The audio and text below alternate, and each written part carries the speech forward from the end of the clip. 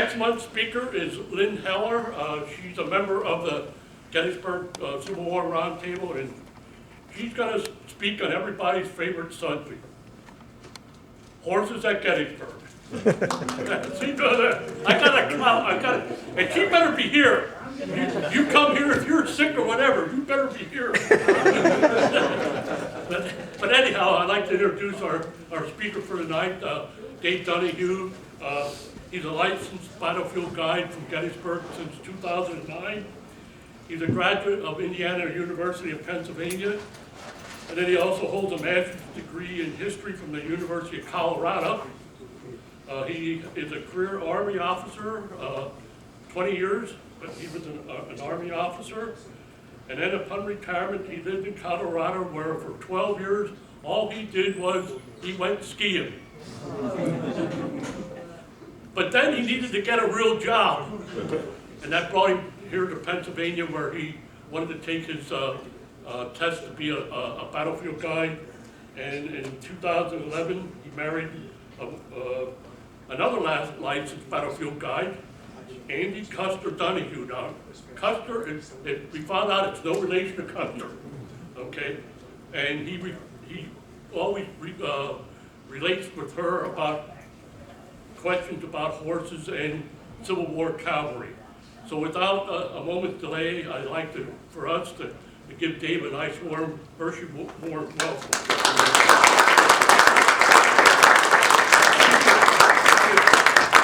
Good to see you.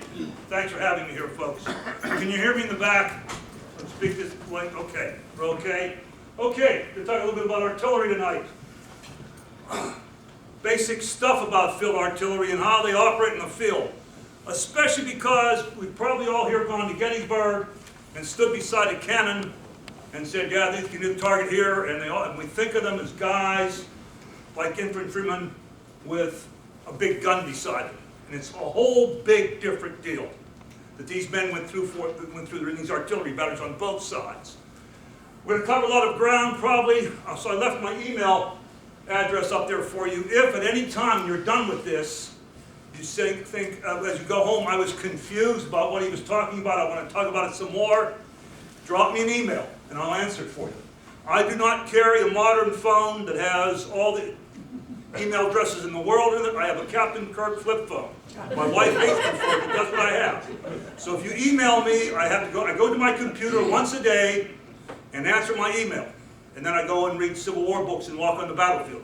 So don't expect if you email me with a question you're going to get an answer within an hour and a half. It'll be a day or two, okay? But feel free to ask questions at any time. Or if you call later and say, yeah, I didn't get what you're talking about, we can talk about it, okay? I hope I can get this to work.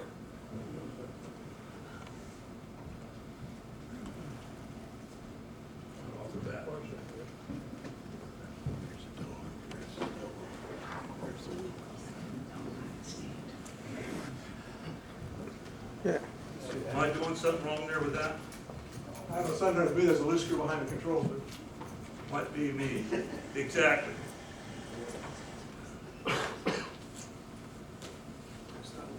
tell you what. Poison up there. Yeah. I did it.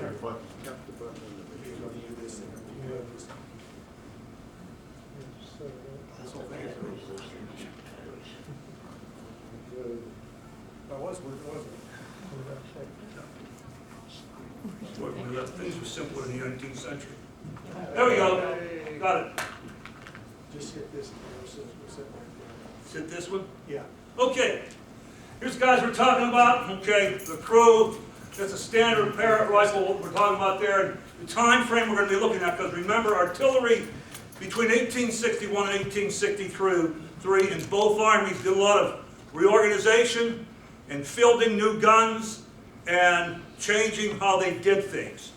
And since I'm most familiar with Gettysburg, we're really talking about, when we look at this, what cannoneers and batteries are doing in the summer of 1863. What they've learned for the last 2 years and how they operate now, okay? First thing you remember, any guys, there's a lot of guys, a few guys out there almost as old as me. Has anybody been in the artillery before this in the Army? okay, that's familiar with cannons. If you have been in any, or if you watch World War II movies, and you see the guys 20 miles off the battlefield firing at a target, and the guy calling on a radio saying, hit that target there, forget all that.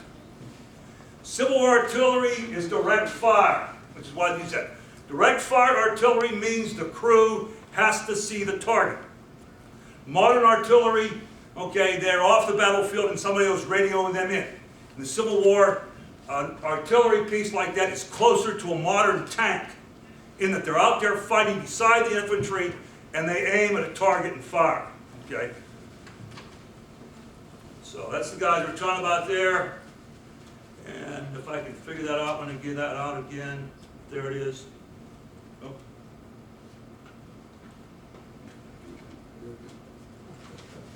There's what they do. I love this scene. Okay, an author years ago named Fairfax Donahue.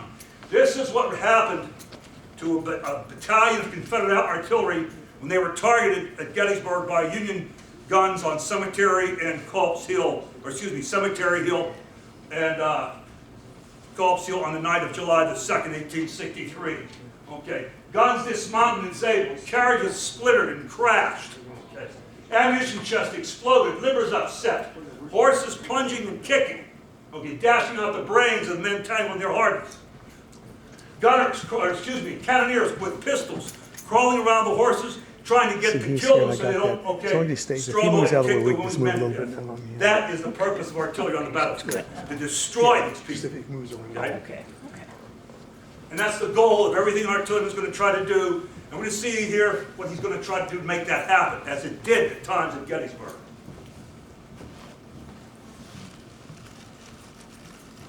There we go. Okay. Yeah, read the next one. Okay, artillery's mission. Okay, we get all involved when you're down at Gettysburg with the guide, and he's going to tell you, okay, if you go on the battlefield, because he's going to give you a 2-hour tour, he's giving you a quick overview. A cannon with its crew can hit a target a mile, depending on the cannon, or 2 miles. You can say all the way, all impressed, they can hit that one cannon over there. Okay, great. You can fire and see anything. If you're on a little round top, you can fire and hit about anything on that battlefield in front of you. In fact, that's not artillery what it's supposed to be doing. We're not talking about one cannon firing at another target. That seldom happens. First of all, the purpose of artillery, if you look there, and this is from the artillery manuals of 1856, and then it was revised after Gettysburg. Artillery's purpose is to prepare the way for the success of the other arms. They're not going to operate on their own. They're trying to open the way for infantry or cavalry to move forward, or defend the infantry and cavalry with long-range fire.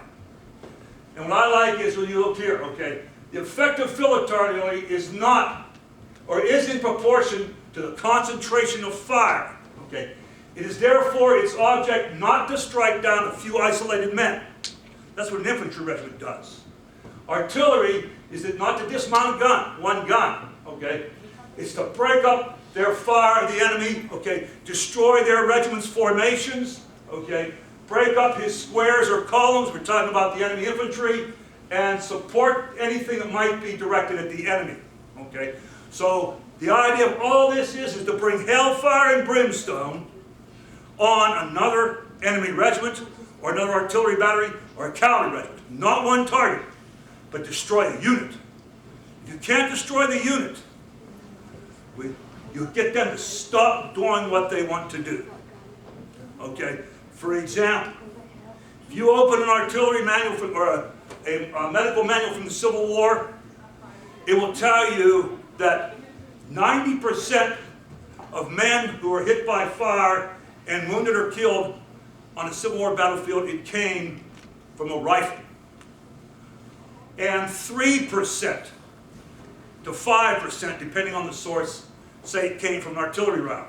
Okay? And that makes everybody, a lot of people say, not everybody, because I don't, artillery is relatively ineffective. Not necessarily so. 2 things to always remember when somebody tells you that.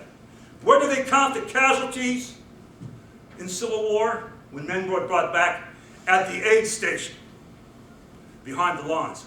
I would submit to you, when I show you what a canister round looks like and you're hit by a canister, there's not enough left of you to be seen at the aid station. Your carrot is missing in action. The other thing to note, I have a good friend we lost who could prove beyond a doubt that when the canister fired at Pickett's men and Pettigrew's men on the third day crossing the Emmitsburg Road, probably most of it missed. And I would look at Paul and say, yeah, Paul, but who cares? Because the idea is to break up the formation. And I guarantee you, if 21 cannons are firing at your line of 150 men, if 21 cannons are firing canister at you, you got down that road and laid down. And their artillery did its job. Because when you got back up, then you're in the sights of the infantry, and they kill you. So the artillery is going to be working with other, branches throughout this exercise. What they use to do it, take a look at the guns here. There we go, thank you. 3 types. Okay? There's more, and it's all kinds of Civil War artillery. I can identify about 6 different types of cannons at Gettysburg when you walk on the battlefield. We're talking about the main 3. Okay? The first one here, number 1, there is a Napoleon 12-pounder. 12 pound, was the weight of the cartridge it fired. It fired a 2.5-pound charge of powder in it. So really you're loading 14 pounds, close to 15 pounds, and the propellant fires the target out. You won't see them this color at Gettysburg. They'll be the ones that are green like this. Because that's a bronze, barrel after it's sitting on that field for 99 years since the 1890s, and nobody's polishing anymore like Civil War soldiers did, it's turned green. This is the workhorse of Civil War armies. It's the most popular with Army officers or with Civil War artillerymen. And it can hit a target, at about, just short of a mile. If you're going to hit a target, try to hit it with it and aim at a target. All right? Second one. Right here, I have it kind of painted, dark brown in that. It's actually, if you see on the battlefield, it's painted black. That's a 3-inch Ordnance rifle. It is a rifled cannon. Everybody familiar with rifling, or do I need to tell you that? Smooth bore. If you're confused, like a Napoleon means the inside of the barrel is smooth like inside of a water pipe. Rifled cannons like these have rifling in the barrel, which is that series of grooves that'll grab the ammunition when it's fired and give it a spin. If you're a football fan like I am, watch, the coach throw a pass, or the quarterback throw a pass. On most teams, it spins through the air, because that makes it more accurate. If you're a Colorado Buffaloes fan like I am, it flops all over the place and drops in front of it, but that's a different story. But the idea is, make it spin, it's more accurate.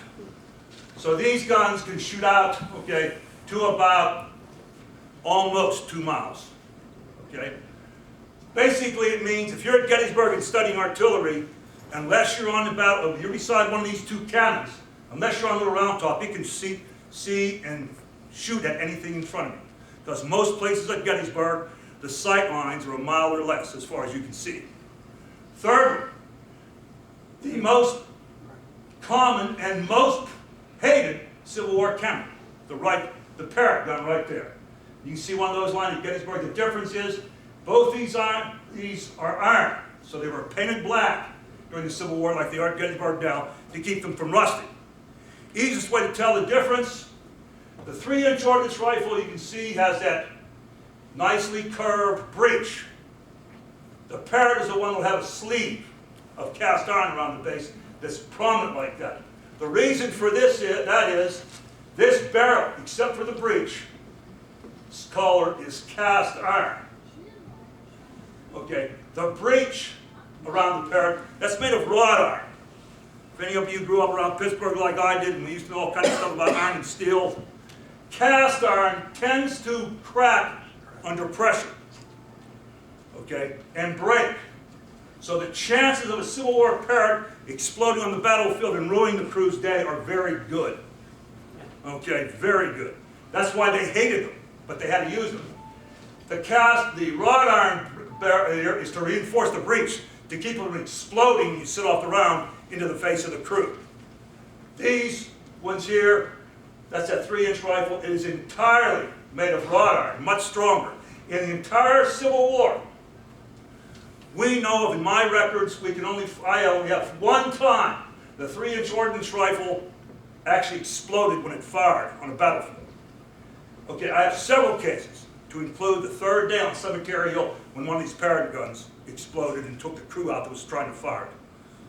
By 1865, at the end of the Civil War basically, combat operations are closed in late May of 1865 of all type.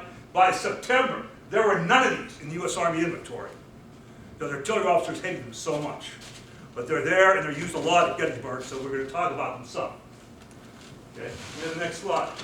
So, here's kind of things to think about. Napoleon is called the Model 1857, can hit a target there at 1,680 yards.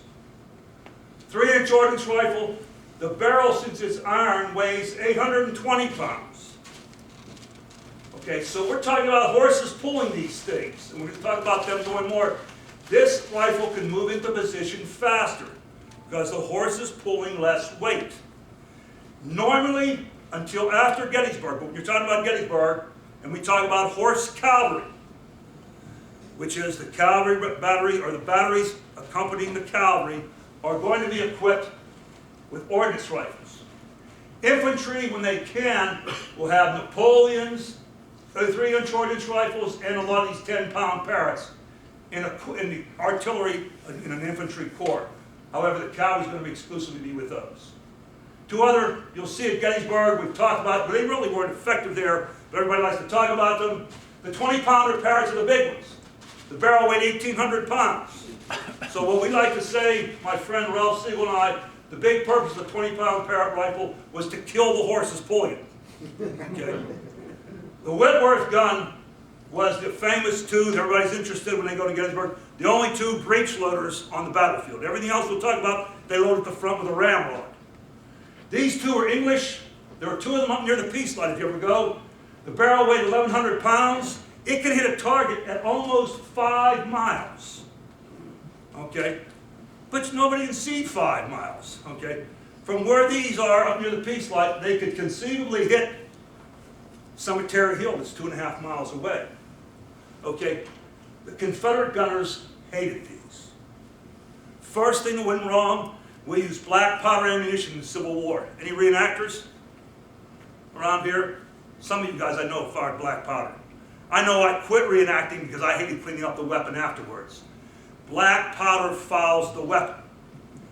Very quickly they found out, when they got these 2 English guns in the Army of Northern Virginia, they fouled so much.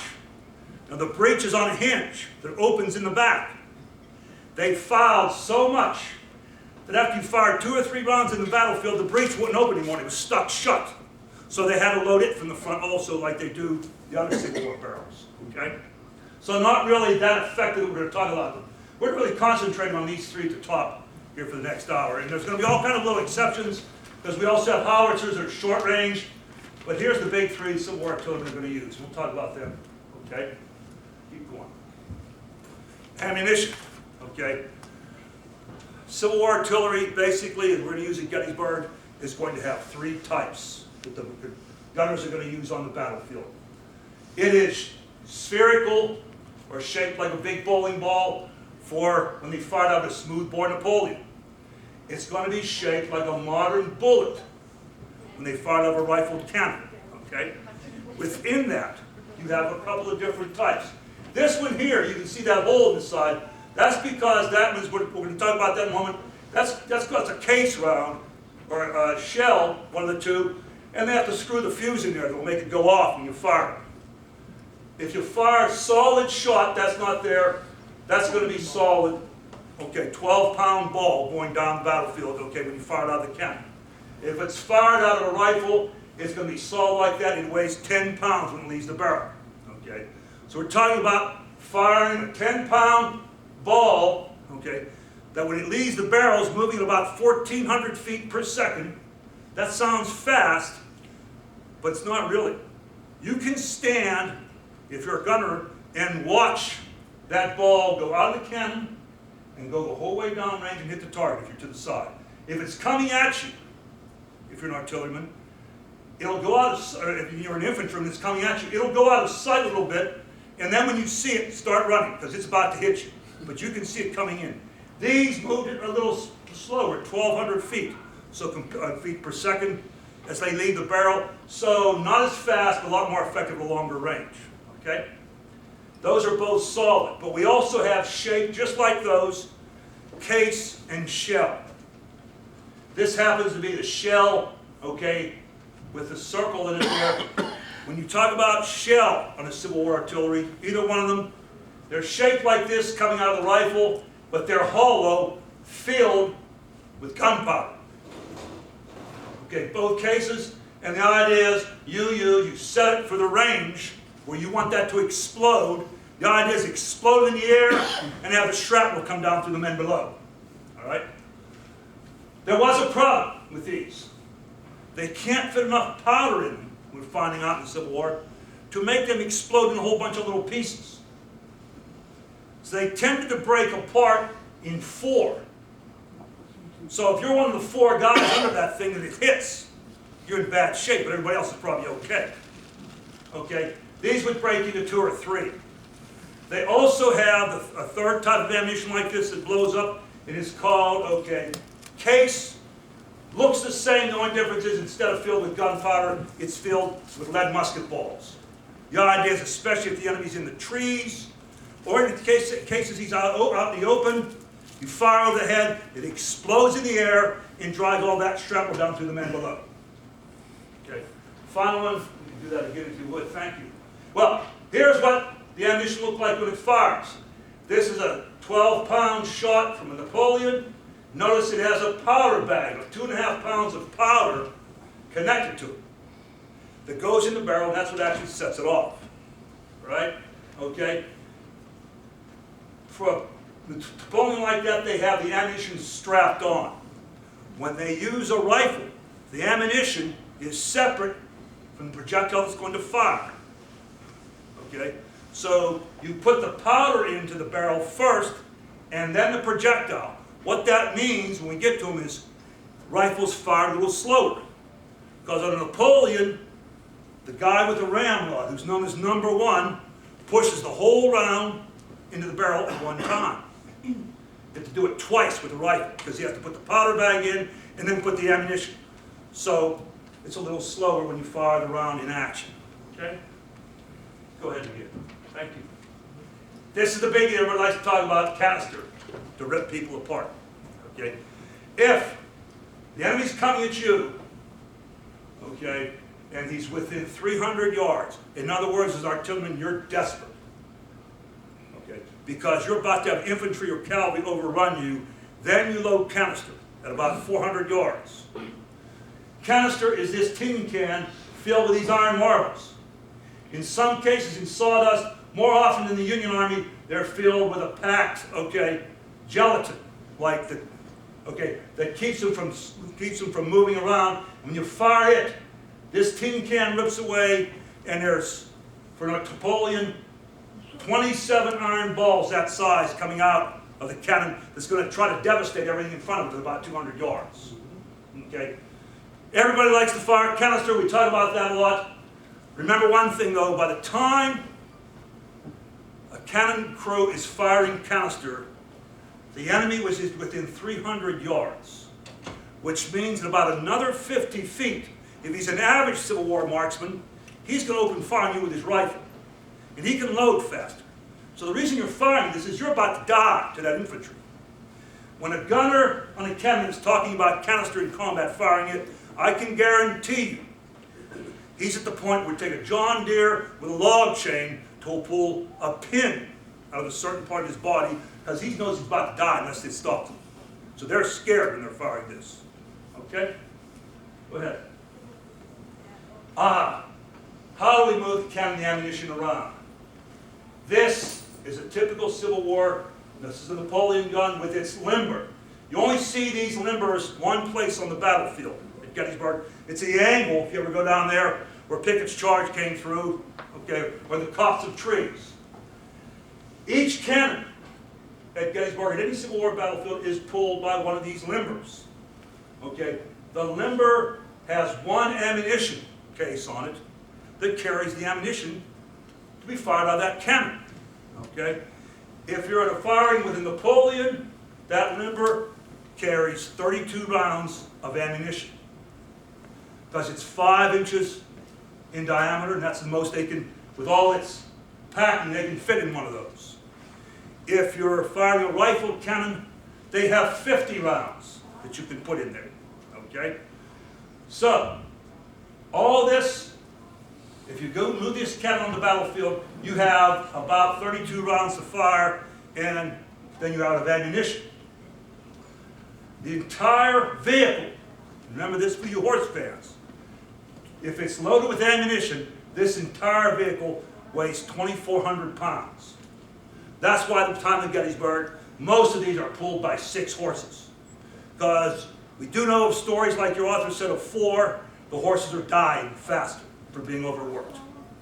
Okay? Let's go with it, man. Here's what a limber looks like alone. The caisson. These will follow every cannon onto the battlefield. Those of you who might have been in the Army or have ever heard that song when you were a kid, the caissons go rolling along, here they are. Each cannon has a caisson that has 2 more ammunition boxes and a spare wheel. Obviously, we know the spare wheel's for. That's like when you're on a car today, when your tire goes flat, there's the spare. So, but what you have to look at, 3 ammunition cases fire or are supporting every cannon on the battlefield. Let's go to the next one if you can. Okay. So, what do they have in those chests? A Napoleon carries 32 rounds. Here's what the Army of the Potomac said by Army headquarters and the artillery branch. If you're carrying ammunition, this is what you should have in that limber chest. 12 rounds of shot, that's solid ammunition. 4 of shell. 12 case, that's the explosive stuff with the balls inside, and 4 canister. Notice 4. Out of all that 32 rounds, only 4. That's because you're supposed to be firing and stop the enemy before they get to canister range. By the time they're there, it's too late. So you fire them and get out if you can. Okay?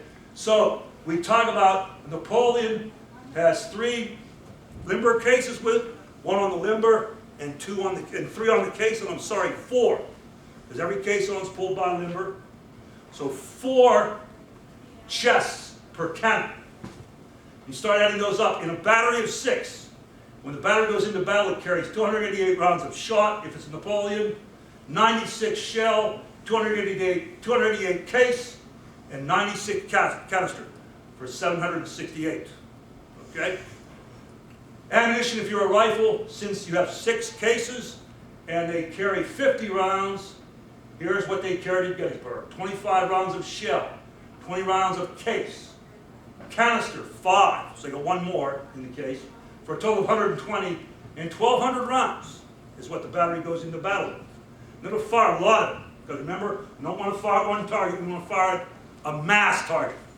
So you're not going to be talking about 1 cannon firing at 1 cannon.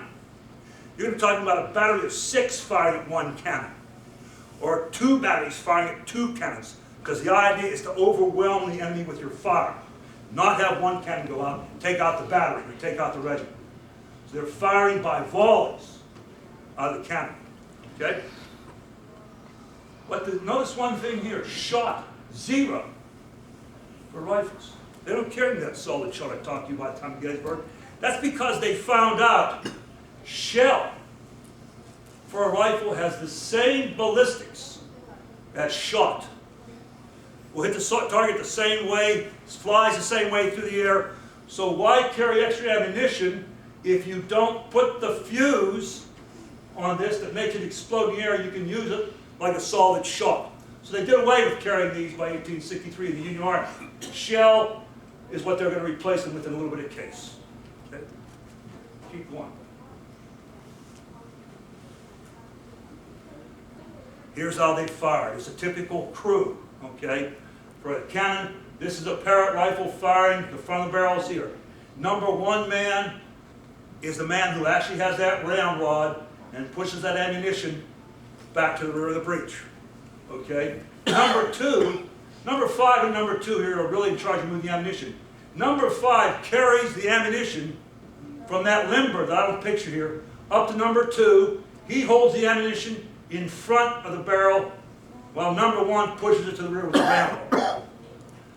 While number 1 and number 2 are pushing it in, number 3 has, okay, a glove that's for his thumb, okay, made of leather. I can't, Larry, you remember what it was called? Thumb stall. Was that? Thumb stall. Thank you, thumb stall. And I'm the artilleryman, I forgot. Big problem. Thumb stall. A leather thumb glove. He puts it, while that ammunition is coming back, there's a hole back there on the top of that breech we're going to see that they use to light the cannon. He puts his thumb stall over that because after that cannon's fired, 2 things in that barrel. Oxygen and sparks. You swab it out between rounds with a sponge, but you push it back, oxygen and a spark and fresh ammunition coming back at it is going to explode. And when that happens, number 1 and number 2, if they're not ready for it, we lose those 2 members of the crew. So his job is to hold that closed, and then while the gunner back there is sighting the cannon. If we have it loaded, number 4 is ready to go. 3 takes what we call a prick. Sorry about that, but that's what they do. It's actually an ice pick. Goes over and sticks it in the hole of the cannon to open the powder bag. Then number 4 walks over with a flint and steel with a big string on it that he levels out, that he's going to have the power to fire the cannon. The gunner over there by now has lined up the cannon with its target, and once he knows it's ready to fire, the chief of peace, the sergeant, will see that everybody's away from the cannon because it's going to recoil 10 feet. So if anybody back here is in these wheels, they're going to lose their legs. Okay? The chief of peace will then give the order to fire. The gunner makes a final lay. Number 4 pulls the string, and the thing goes off. And most likely, you have hit nothing. Because everything I just told you about is how everything is going to work right on the battlefield. And nothing ever goes right in the Civil War Army. Okay? They have trouble hitting the target. Okay, it all sounds great to us. But let's talk about all the things that go wrong the time we fire that cannon until it hits a target. Okay? Your next slide. You have to arc your fire. Muzzle velocity changes. The farther you fire a bullet or a projectile at a long range, gravity and air pressure make it slow down. So Napoleon round, leaving this tube, is going out there at about 1,200 feet per minute. By the time it's in with the target, it's moving 300 feet per minute. It's slowed down that much. That's going to affect how you hit the target. Okay, we're going to talk about the declining muzzle velocity in the arc fire. We're talking about cant, ammunition has problems, and recoil. So let's look at all of them through the next slide. Here's the first thing, what gravity and air pressure do. Assume here's our cannon firing, there's our Confederate or Union target, no matter what way you feel tonight out there. Let's say this is 1,100 yards, well within range. You line up the cannon, fire it, it arcs out there and falls short. Because it's slowed down. Okay, the gunner had line of sight, saw the target through his sights, okay, had it fired, and it fell on the ground. Okay, because he has to compensate for how much this is going to fall. Everybody see that? Which means he has to move this gun above line of sight. Okay, which takes the sight off of the target.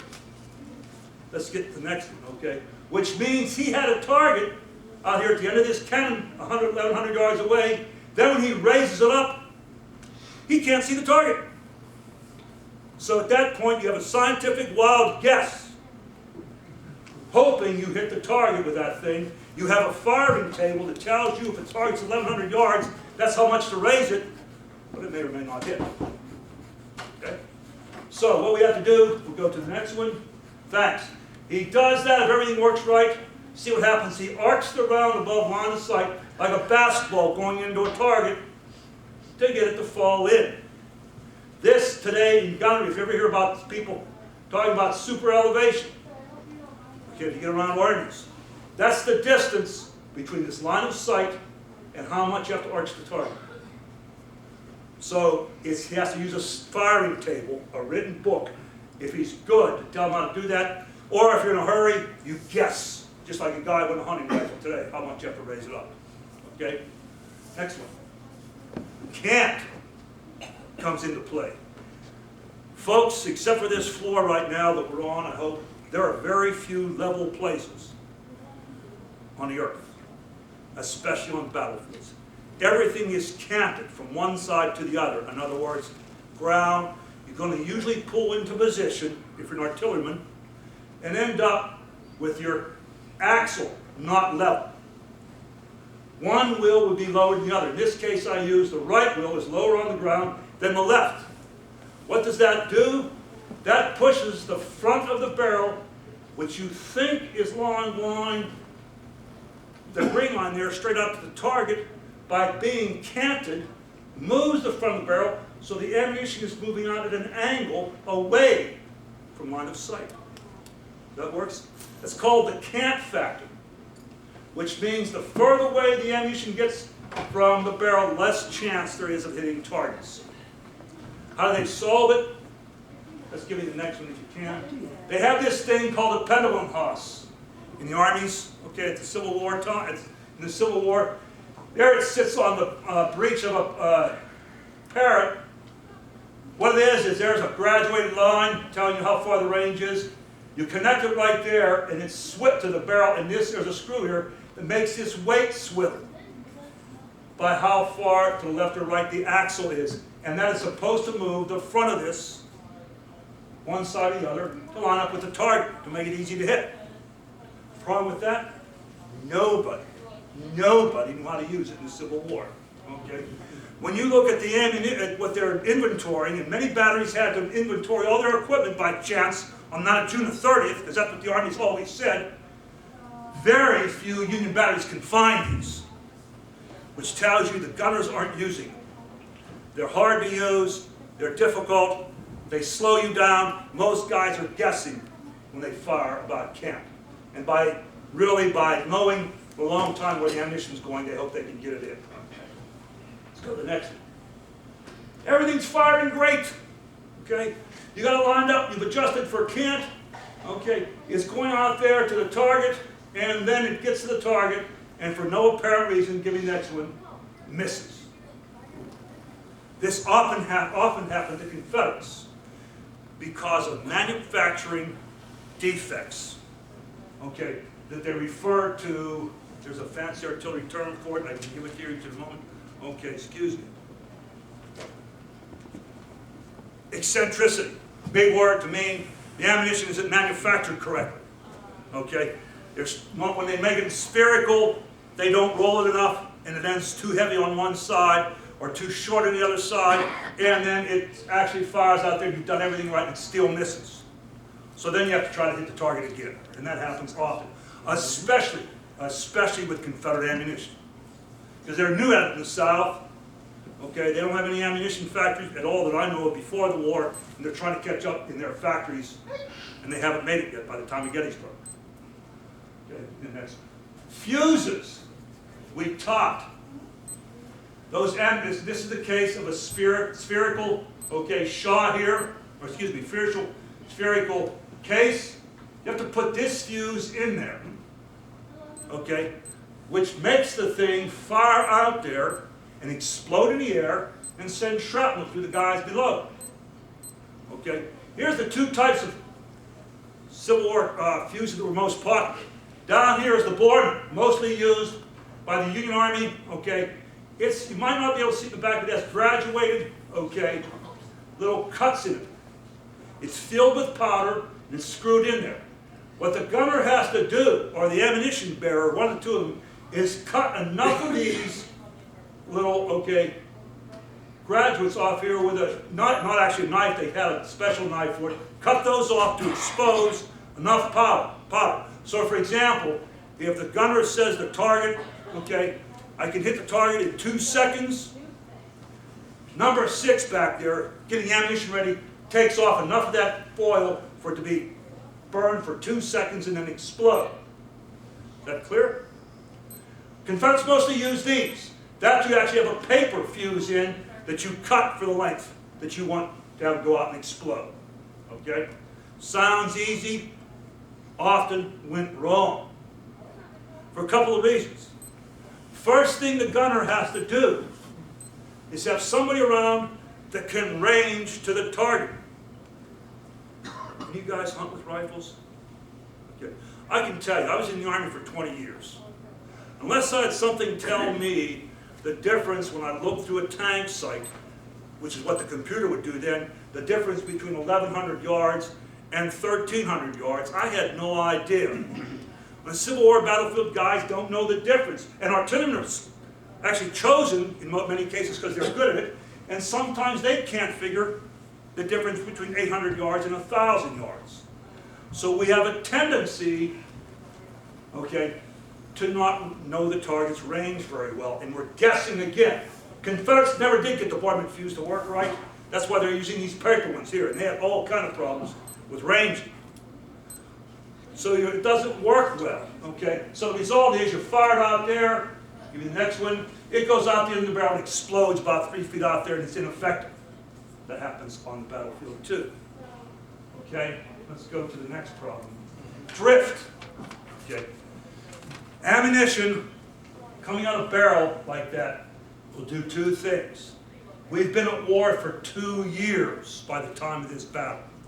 Many of these cannons wear as they're fired. Okay? The rifle that's right up against this round starts to wear out.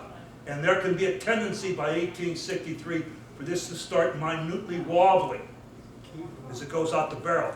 Then, since it's rifled, it also has a tendency, if it's going out that way, the spin will be that way. And since it's rifled, if you see over there, that makes it cause to go over that way naturally.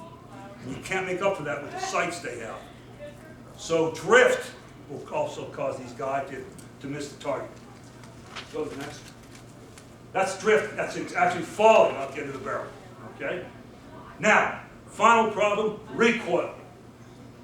Today, when artillery fires, they have a recoil mechanism, okay, this with springs and hydraulics. So when this tube fires, it goes back out of battery and rolls forward. And the wheels sit the whole time right there.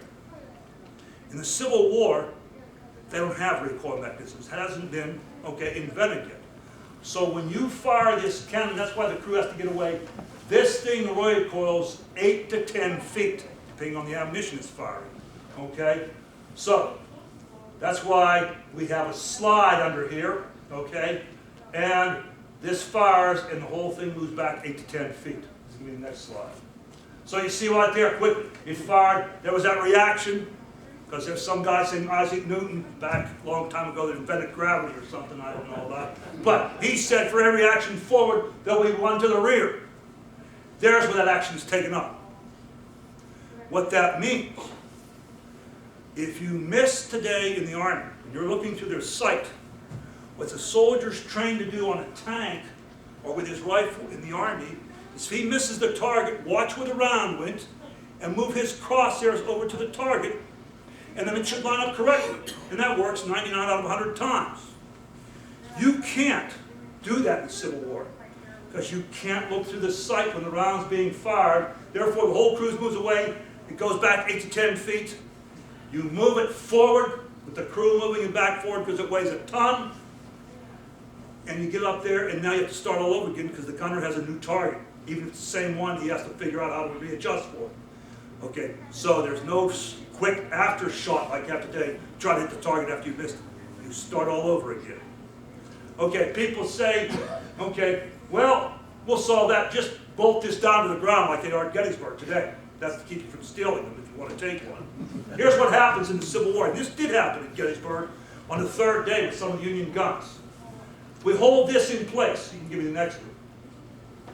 In this case, it happened at Gettysburg because the ground was soft after 30 years of rain in June, and some of these would dig in. The artilleryman's not watching it. He fires. That's dug in too far to slide, so the whole thing tips over back on the crew. And that happened south of the copse of trees at Gettysburg to Rorty's battery on the third day. So you have to allow for recoil when you fire. You can't stop it. It's a natural thing to do. All of which means, okay, a lot of the ammunition going downrange from a single cannon at targets is not hitting anything. We know that by 1863, so they have to compensate. If you can't fix your technology, you have to change the way you're organizing and using the technology by organizing your artillery batteries, because the idea is take a 6-gun battery if you're a Union soldier or a Union artilleryman, or a 4-gun battery if you're a Confederate, and use the battery as one weapon to bring hellfire and brimstone from 6 cannons lying in one place. Not one firing, 6. So we have the general order from General Henry Hunt. Okay, this was published. General Henry Hunt, if you don't know him, I'm going to show you a picture of him in a few minutes. Best artilleryman in the Civil War. By the time of Gettysburg, he had been the commanding officer of Civil War of the Army of the Potomac's artillery for almost a year. Okay, in fact, a little over a year. And he wrote many of the artillery manuals before the Civil War that the Union Army and then the Confederate Army would start using, and would be General Meade's chief of artillery here, as we said. This first order here, General Orders Number 2, was published in December of 1862, after the Battle of Fredericksburg, and it was going to be republished in the spring of '64, again, actually put into a manual, okay, for Grant's campaigns of '64. But here's what Hunt is published into him is, crews, rapid firing at large bodies and opening at long ranges are additional causes of waste. Everybody always laughs when one of the little Civil War blurbs that Henry Hunt's known for is one time on a battlefield somewhere, somebody fired a shot and missed. I don't know if this is Gettysburg or Chancellorsville or where. He looked at the gunner and it was said, "Do you realize that cost the government $1.37? You got nothing out of it." And that makes people think Henry Hunt's a bean counter. No, Henry Hunt wants you to use your ammunition effectively. So, in no case, except when firing canister at short ranges, should the rate of fire exceed 1 round in 2 minutes from a cannon. That's with canister. Preferably 1 round in 4 to 6 minutes. Every 4 to 6 minutes, fire 1 round. So you line up properly to hit the target. Okay? So we're not firing ammunition constantly if we're doing it right. The problem Hunt's been having, okay? Remember, go back, that Napoleon battery carried 768 rounds of ammunition in the battle in 1862. In many cases, cannons went into battle, artillery batteries in 1862, fired everything up, and said, "We're out of ammunition, let's get out of here." And so the battery left the battlefield. And then the Confederates come over and take the hill that you're on, and you lost the battle. He's saying, slow down, hit the target. If heavy artillery is required, it should be attained not by rapid firing, but bringing a greater number of guns into action. So, like we said, instead of 1 cannon firing at 1 target, we have 6 cannons firing at 1 target, or 12 or 30. You can do it to make sure we destroy that target, at least make them stop charging at it. You have to do that with organization, we'll talk about in a minute, okay? Let's go to the next one. Notice something else again, okay? The number of killed and wounded that decides a battle is, okay, it's not the killed and wounded, but the panic and demoralization of those who remain. And we do this by concentrating artillery fire on successive points, then distributing over the whole area. What he's saying is, again, a battery fires 6 guns at a target, and 6 guns at a target, and 6 guns at a target. You don't have 6 cannons firing at 6 different targets, because they're probably going to miss. But if you have 6 firing at 1 target, somebody's going to hit the damn thing. That's what Hunt's trying to do. Okay? So we concentrate, and we have to organize the artillery to do that. Let me give you the next one. Okay. So, first thing we have, you got back to, first in any army is a section. Okay, 2 cannons with their caissons. And you have to kind of look at this sideways, because I can't get it on my computer, go up and down, or else it runs off. So this is the best way you can get it. This is an artillery section. 2 cannons with their crews, their horses, and their caissons. Okay? So, you have to imagine 3 of these in a Union battery, 2 for 4 in a Confederate battery. The cannons out there, okay, we leave, when we go onto the battlefield, they come in columns, and then they move out and line up, in this case 2, eventually 6 across or 4 across. First of all, they take up a lot of space to remember about, okay? 14 yards are between these 2, okay, cannons.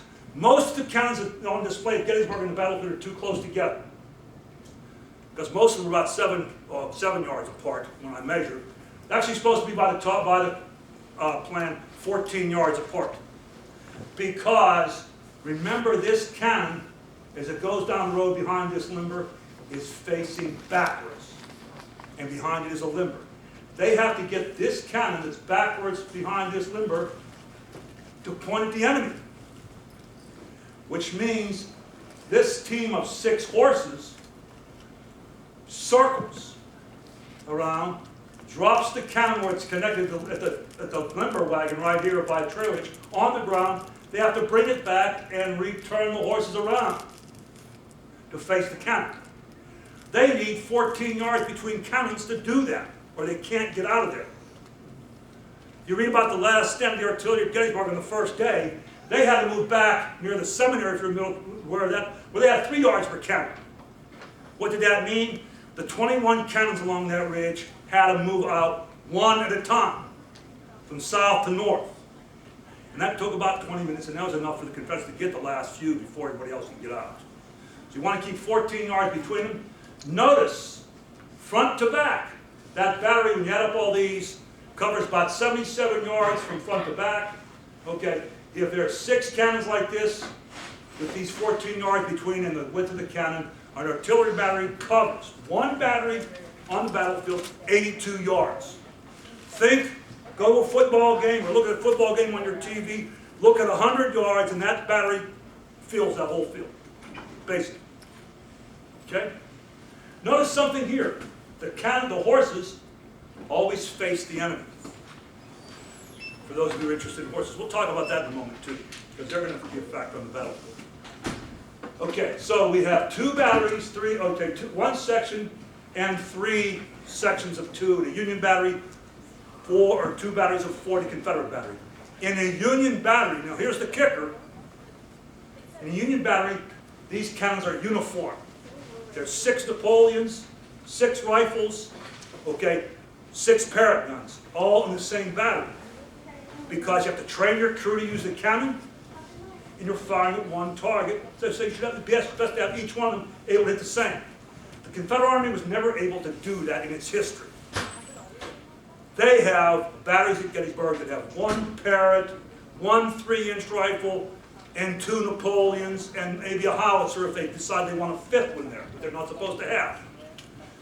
Remember, if you're the guy resupplying the ammunition, that means a battery has to have 5 different or 4 or 5 different types of ammunition delivered to it on the battlefield. Makes supply officers crazy and slows down how fast they can fire. It also means if you have a section of 2 rifles and 2 Napoleon smooth bores at a closer range in the Confederate, and the targets at a mile, only 2 can usually fire.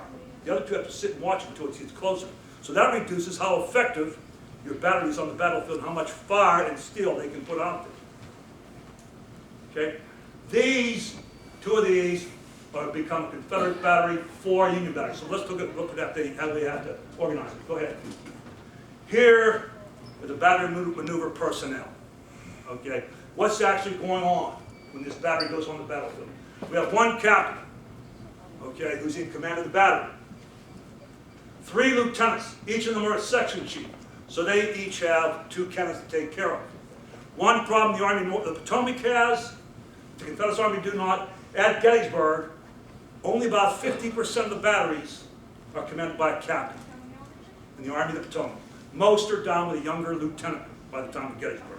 Confederates aren't doing that so much. So Union batteries tend to have battery commanders that are less experienced than the Confederates. The 3 lieutenants in charge of those, sections. The most important lieutenant is right here. He's the one in charge of that caisson line. That line of 6 cannons with ammunition back behind the cannons. He is the one that's going to be responsible for making sure that battery doesn't run out of ammunition. Okay? Then we have a first sergeant. You guys in the Army know the first sergeant, he's in charge of everything. Okay, chief of peace. That's the guy in charge of the cannons. There's 6 of them, so you have 6 sergeants. 12 corporals. 1 corporal's a gunner, 1 is in charge of the caisson. 42 privates. 30, those are the cannoneers actually running the gun. 36 privates are simply in charge of driving the horses to get the thing moving from one place to another. 2 privates with the bugles and a guidon bearer. 105 men in a full-strength battery up there if it's a Union 6 gun. Okay? 15 saddle horses. The leaders ride a horse, so as we said, infantry, artillery are moving with infantry, the men are going to walk. They're not issued a horse. But if it's artillery accompanying cavalry, it becomes horse artillery, and every man will have a horse. So that means this battery maneuver has 15 saddle horses and 72 horses harnessed when they rise on the battlefield. Okay, takes up a lot of space and it's a big target. Okay, if they're horse artillery, they also have 57 saddle horses accompanying rather than 15, and 15 guys are just there to hold the horse when everybody dismounts. Because if you let the horse's rein go away, like John Wayne does in the Apache movies, when the battle's over and you go around, you don't have a horse, he's gone. Okay, so you actually have to hold the horse on the battlefield when you're in battle. Okay? That's not everybody though. There's guys we never see on the battlefield in a battery. Give us the next one. Okay? We also have a quartermaster sergeant. He's in charge of all the supplies and also drawing the ammunition from the ammunition train to make it work. A stable sergeant and his 2 to 6 artificers, those are guys that do 2 things. They either put horses on, or put shoes on horses, or they can also do a little bit of cutting, okay, in the civil area to make hinges or things to work on the actual cannons themselves or their carriers. 8 to 10 drivers and teamsters are back there. If they're lucky, there's 30 replacements to replace the gunners forward who are going to get killed in the next hour or so. So you want to run one of them forward. By Gettysburg, most of these guys are not back there. That's what the books call for. Very few batteries have those. Okay. They also have a traveling forge that's on a limber, and that is obviously to shoe the horses. A battle wagon for supplies, maybe an ambulance. With all this stuff back there, there's 10 more saddle horses and 25 harness horses to move the whole battery with all this stuff around. You don't see these guys usually in battle. They are the ones we're going to see later that get dropped off. As the battery moves forward, this sergeant takes charge and takes them to what's called the trains. That's all the ammunition for the division, okay, camped behind the lines, and all their supplies, and all the whoever else you have back there that don't get on the battlefield because they're working to resupply the army, and these guys go back there and work there during the battle. Right? Let's go to the next one. Now we come to it. There's the rub. This is harder to use than an internal combustion engine in a steering wheel. This guy has an idea on his own what he wants to do.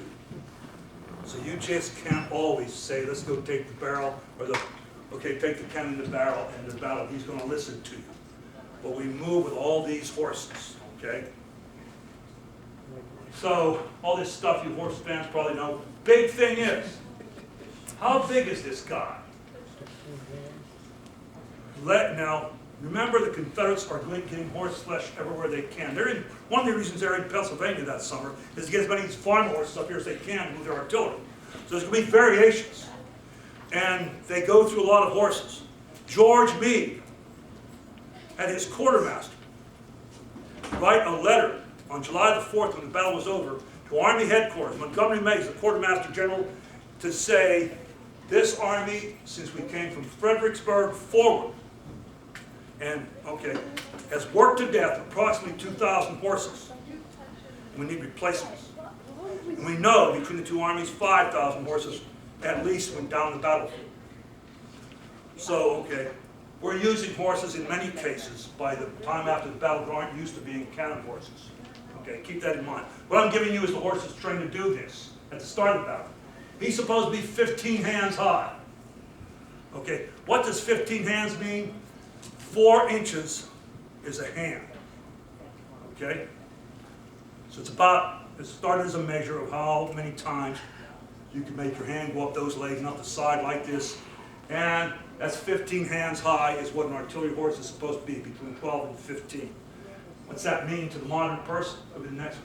Here's my horses. Here's a Clydesdale, one we're all familiar with because we like to drink beer. He ranges anywhere from 18 to 20 hands. Biggest brute that can be used to pull things, very few are ever used in the artillery because the breed is new in the United States and they have one problem with these. Okay? They don't survive well unless you baby a Clydesdale, or most horses. Okay? They have to really take care of well, they die quickly in Civil War combat. Most artillery horses, this is what they're looking for, this paint. He's 13 to 15 hands high, he's about the 3rd biggest. That means if you're riding up there at 15 hands, you're about 5 feet off the ground. You're trying to get an idea what a horse means, okay, which means you're aren't on the big ones to use it. You're moving here. Cavalry's going to use probably one of these smaller breeds, like this one here, because they're tougher and more endurable. To give you an idea what it really means, okay, give me the next slide. 5 to 7 years at age of purchase. Okay, 15 hands with some variation, well broken to harness, and here's the real thing, weighs 1,100 to 1,200 pounds. An artillery horse, okay? Special attention should be directed to the feet to see they are sound in good shape. Because if feet aren't in good shape, a horse very quickly is broken down and can't pull the target, or can't pull its flow. Remember one other thing about Gettysburg.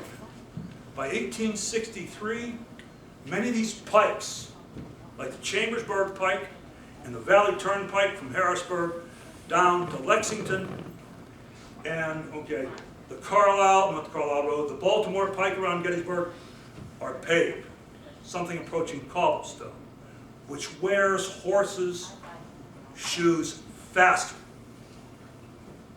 Okay? You all hear about Buford leaving the battlefield. There's a cavalry example. Leaving the battlefield on the 2nd day to go have his men rest and refit. My wife's a cavalryman and she really blows up when somebody says that because they say, what's wrong with these cavalrymen? They're a bunch of wimps. They're leaving the middle of the battlefield. By July the 2nd, 1863, Buford's cavalry had been on the road, going back and forth for over 500 miles. Most of his horseshoes were worn out. His horses were going lame on him. He had to leave the battlefield to reshoe the horses. That's why he moved down to Westminster, for those who know about it. So all these artillerymen and cavalrymen have to be aware of how well are those horseshoes holding up. Okay? Next. Okay. So you know what 15 hands is, so in a modern eye. That's my wife. She's a battlefield guide. She does cavalry. She's 5'6" high. Okay, from on the ground up to about here to me. That's her horse. Till we lost him. That's Wyatt. Wyatt stood 15 hands. So that's what a Civil War cavalryman in this case, or an artilleryman if he's a driver at 5 foot, would look like the size of horse he's trying to maneuver. Okay. Keep going. One more thing. Anybody actually like or be around horses? A lot? What do you know about horses? I love them. Okay? I never knew a horse before I was introduced to my wife. She said, you'll like these. Now I love them. Okay? A horse, I'm sure you will tell you, is afraid of everything. Everything a horse looks at is going to be a threat to him, and he wants to get away from it. Wyatt, my wife was guiding with a crew, okay, on the battlefield going down the horse trail. They went by a house, they had a little dumpster, okay? And the dumpster, when they went by, it was just like that we would see a dumpster. On the way back, someone in the house had thrown a plastic garbage bag into the dumpster. And Wyatt saw that green plastic flying in the wind, and he went batshit. Okay, literally. Threw my wife, okay, and tried to run the other way. So horses are afraid of everything. Artillery horses, okay, are being shot at, folks. They're trained to do it, but they don't like it much. That's what. We go back and show that battery again. Do you make it easy? Thanks a lot. There you go. Notice, these horses have to face the enemy. Because if that horse is faced away and doesn't see that cannon go off, that big noise is a threat. And he runs away. So he takes the ammunition with him. And you're SOL then. So when you bring the battery in, these horses are lined up. That's why you bring it up here, turn it around, and move the horses again. They do that the same way with the caisson. And I used to stand at Gettysburg and look at it and say, why in the world would you do that? Because that means if the enemy's coming and you want to get out of there, you have to turn all these guys around again. And you must do that, because if they don't see the target, they're out of there. Unless they're a very well-trained artillery horse. Okay, so horses are afraid of everything. You have to be aware of that if you're around horses, and you can train them well. A lot of the horses, for the most part, I'm not saying they're cowards. They did their duty at Gettysburg and every other Civil War barrel to the tune of hundreds of thousands. But they don't like anything that makes them afraid, and everything scares them. Okay, let's go up again. So, let's go one more. That means we have to organize these cannons for battle. It's hard for them to hit the target. It's hard to move them around and keep them organized. Okay, so armies have historically used organizations. We talked about the battery. Okay, it becomes 6 cannons in the Union Army, 4 in the Confederate Army. Now we have found by 1862, 1 battery operating alone on the battlefield with some infantry general beside him is going to say, okay, the general comes over and the captain says, and the general says, I want you to shoot that target. And the captain says, but that's a better target for me over there. And the general says, see this star? You fired that one right there. And they fire and they miss. Okay, so we got to get these artillery straightened out so that they can mass fire, and they did it with organization. Okay, the 2 commanders of the Confederate Army, or the Union and Confederate Army at Gettysburg, in charge of the artillery for the whole armies. I know this guy looks like Lee. That's actually General Pendleton. Okay, this is Henry Hunt, best artillery in the Civil War. This guy, kind of shaky. Larry tells the story. There's a Confederate officer, my buddy here, Larry, Confederate officer, the artillery once said, Pendleton's like an elephant. It's around and you have to feed it, but what do you do with it? Okay. We're going to see under Robert E. Lee throughout the Civil War, more and more he is getting this guy out of the picture to command less and less of his cannons. Okay, because he's almost incompetent. Best example I can give you. You go to Gettysburg, you read about Pickett's charge. Okay? Last day, what's supposed to precede Pickett's charge? A cannonade to blow a gap in the Union line, run it down a clump of trees, and send the infantry, have long infantry fire or charge across the field into the gap. Great plan, really. Go to Pickett's charge, walk with me, and I'll show you it wasn't crazy. That's the way our artillery is used today. Problem, this guy didn't tell Lee that morning, we're almost out of ammunition. That's his job, okay? We have found evidence by the artillery that by 1863, okay, Lee is offering this guy to Joe Johnson in the West, saying, "He's a good artillery guy, I'll send him you." And Johnson says, "No, he's worked for me before, I don't want him." But he's Lee's friend, and before this, he went to West Point for 4 years. Okay, then went in the army for a couple of months and then became an Episcopalian minister. So he's a man of the cloth, and Lee liked that type of guy around, I think. It's just my theory, because he kept around being competent. Okay, and he's there with Lee the whole rest of the war. Okay. Biggest problem Henry on has, once again, he can't enforce anything for Lee. Example. Lee realized what I've told you by February of 63, before Gettysburg. Lee says, we've got all these mixed batteries. Okay, a supply officer's nightmare, because one wagon going out there, if you want to think of one wagon, has to refill 3 different types of cannons. That means 3 different types of ammunition the whole way down the line. It's making us crazy. Plus, they get it, there are only 2 cannons to the target out of the 4. I want it to be like the Union example. 4 batteries of the same, or 4 cannons of the same type in the battery. Hunt says, great idea, sir. I recommend we do that. Goes out and writes a letter to Lee in May, before they're getting ready to march north. I can't make that happen. The battery commanders are opposed to that, so I don't want to do it. And Lee says, okay. Why were the battery commanders opposed? Of all things, remember that little thing, states' rights? Those 4 cannons in that South Carolina battery are the property of the state of South Carolina. Those 4, when they came into the war, are the property of the state of Virginia. If we have 2 Napoleons and 2 rifles here from South Carolina, and 2 and 2 here, can you switch those between states? Oh no! Because the South Carolina guys just say, those are my 4 by serial number, and he can't make that happen. And the Confederate Army would go till 1865 with their batteries at a disadvantage because of that. Okay?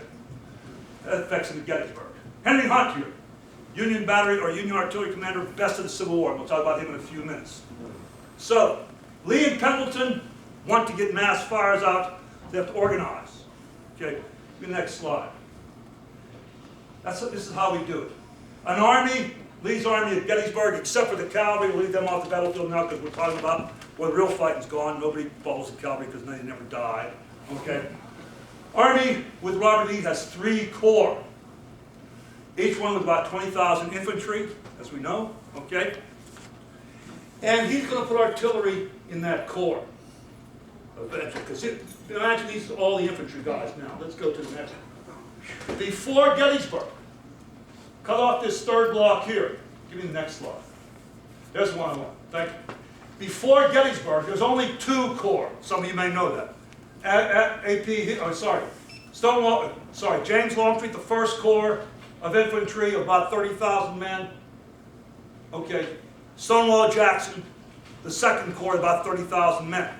Every one of them have 5 battalions of artillery. Okay? A battalion of the Confederate Army is 4 batteries. So that has anywhere from 16 to 20 cannons that rise on the battlefield. There's 5 of those because there are 3 divisions in the Confederate Corps in most cases. So each one of those divisions of infantry, when they go forward, remember artillery works with the infantry, takes 20 guns with it in the battle. That division commander will tell, I want you to fire at those targets, and that artilleryman, being a good captain, says, yes sir, I'll do that. Plus, there's 2 more that Longstreet or Jackson can say, use my extra guys, I want to put more firepower over there. You guys I'll put where I need. And the Corps commander decides that. All right? Seem clear so far? So we're getting battalions of 20, 16, 24 guns firing at 1 or 2 targets. You're increasing your firepower, concentrating more stuff out there. More guys are dying under this, okay, artillery. It's getting better for the Confederates. They reorganized, okay, before Gettysburg, or after Gettysburg. So, before Gettysburg, after Chancellorsville, sorry. May of 63, Lee split his army into 3 corps. Stonewall Jackson here got waxed at Chancellorsville, I'm sure, by his own guys. They said it's an accident. If you worked for Stonewall Jackson, I'm not so sure. But, okay. Jackson dies. Okay, General Ewell takes over, and Lee reorganizes into 3 corps of 20,000 men. So what he does, he needs artillery for General Hill's 3rd Corps for the most part, with a few battery changes, this artillery reserve goes down here and works for General Hill. What's happened? Lee, and more importantly Pendleton, which is what Lee I think wants, has no cannons that he officially controls. The three corps commanders at Gettysburg decide whether your artillery is going to be used. The advantage, if you have a corps coming down the road, or if you have a division, 1/3, it's followed by at least a battalion coming onto the battlefield with 4,000 to 6,000 infantry. There's going to be 20 to 25 cannons. Okay, that's how they operate. Let's go to the next one. Okay, that's gone. Let's go to the next guy. Union Artillery Corps. Okay, we have 7 corps. The Army of the Potomac, smaller, about 8 to 10,000. You might know. Each corps has, like in there, a division. Okay, let's go a step further. What Henry Hunt added at Chancellorsville, because of that organization Lee had, Union Artillery got the hammer, because the Confederates were using their cannons as battalions of 40, 20 cannons, or 20 to 30 cannons firing at single targets. In this case, Henry Hunt organized the Artillery Brigade. That's 5 batteries of cannons. So it's 30 crews with 6 cannons. And they're actually called the brigade in the division. So what that gives the corps commander the ability to do, he has 30 guns back there organized by 6s. He can put all 6 with this division, or he can put 2, 2, and 2, however he wants to do it, to give them artillery support on the battlefield. Okay? So we're increasing the number of cannons available. Keep going. Okay? So with the 7 corps of the Army of the Potomac, each one has one of those brigades. Okay? So they can show up in the battlefield. The difference is they usually only send one, like the 1st Corps at Gettysburg, only had 1 battery traveling division, everybody else is back in the rear. So the first day at Gettysburg, Reynolds' men show up with a 6-gun battery, 1st Division there. The others, go ahead, 3 minutes? Okay. The others show up with, okay, later on, the Confederates will arrive with 30 cannons, because they're coming with a battalion, not a battery. Okay. One more. Then, at the artillery reserve level, you have 5 more brigades, over 100 guns that General Meade could put anywhere on the battlefield he wants to reinforce these guys. That's why the artillery at Gettysburg outmaneuvered and outfought the Confederates, because they can put more cannons on the battlefield on any one spot. Keep going. Go past these. We're running out of time. One thing I finally wanted to show you. Okay, then I'm going to need to go because everybody's bored and tired with it. This has 32 rounds. This, okay, total 32, 32, 32 for Napoleon, about 768. Parrott rifles, okay, have 1,000 with them.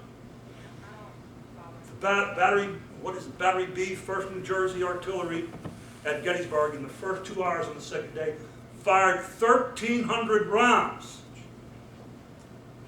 That guy with a stick actually keeping track. How did they get the ammunition there? Before Gettysburg and before the spring of 1863, the whole battery left. Hunt says, no, you're not doing that. So how do we resupply and get more ammunition forward?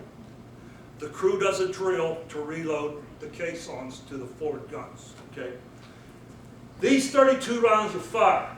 That is empty. Number 5 and 6 go back there between the drivers here. They disconnect this limber and pull it forward. Okay, to start loading out of it, this empty limber goes back and reconnects to that caisson. Then, remember each one of these weighs 499 pounds. Okay, almost, okay, a quarter ton, 500 pounds. If you ever look at the caissons at Gettysburg, you can unbolt them. That little screw on the side makes it unbolt. People used to think that was to put the thing on the ground to load it. That's no. These guys will turn that around, this one here, take this empty one, put it on the ground, move it forward, and reattach it. And they do that in succession. Then, all of them are empty, and you have the last caisson here. These are the guys that have to go back and reload the ammunition. Now, you just can't send a private gunner all at one time running around the battlefield and saying, hey, where's the next ammunition supply? Doesn't work. That's why the lieutenant, the chief of caissons, will take all these back and reload and carry them forward again. But then it came to who reloads these. Because from 1775 until the last time I loaded ammunition on a tank, in 1994, the U.S. Army has ammunition packed in wooden boxes. And you take it off the truck, or for the Civil War case, a cannon off the wagon. Some fool, usually the guy in charge of the cannon of the tank, has to open it up, take the packing off and load it up into the tank. That's a lot of manpower. These guys are up firing. They can't go back and reload. So go to our next slide. Back is the rest of our battery. Those are the guys left back at the train that are waiting for that artillery battery to come back with its caissons, have the ammunition broke down, reload as fast as they can, and go forward. Okay. Which is something that took me years to figure out because it's hard to find in a single manual how to reload. If you do all that right that we just went over very quick in the last hour, give me the next one. Okay, you end up with that again, which works well if you're well organized, okay, and hit the target.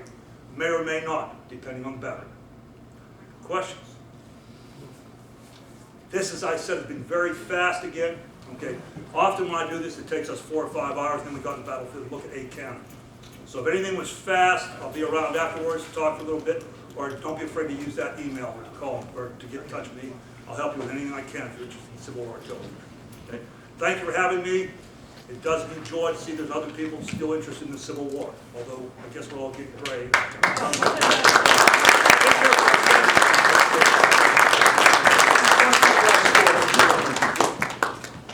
I've got to tell you a story of artillery in the early days of the Round Table. It was early 1993, and one of our members knew, Dave, I'm sure you're aware of this, he knew Charlie Smithgall. Yes. Who has a fabulous collection of artillery pieces. And we talked him into bringing one up to Hershey for our meeting. And we were meeting at the time in the old Hershey Library, which was on the end of the old high school. And Charlie parked it out in the parking lot between the high school and the Hershey Theater.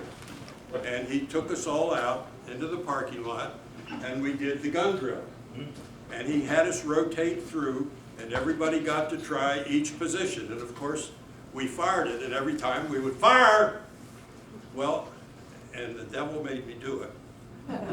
I was the sergeant, and I happened to notice that a couple came out onto the porch of an apartment house about a half a block away. And they were watching what we were doing, and I pointed at them and said, within 10 minutes, here came the Derry Township Police asking us what the hell we were doing. That's the story.